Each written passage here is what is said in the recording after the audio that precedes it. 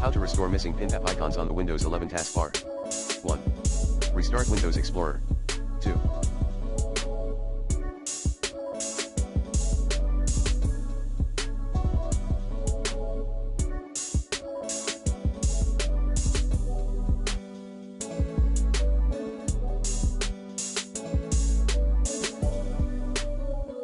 Log out and log back into your account. 3. Hide and unhide the taskbar. 4. Run the Microsoft Store troubleshooter. 5.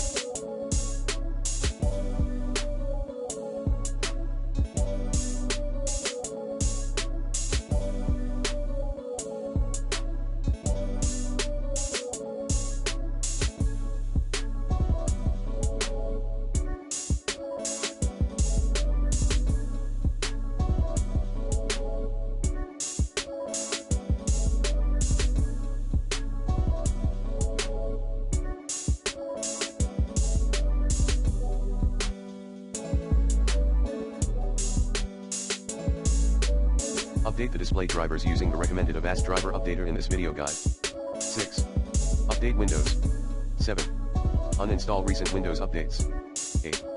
Delete the icon cache file, iconcache.db at of.is/local folder. 9.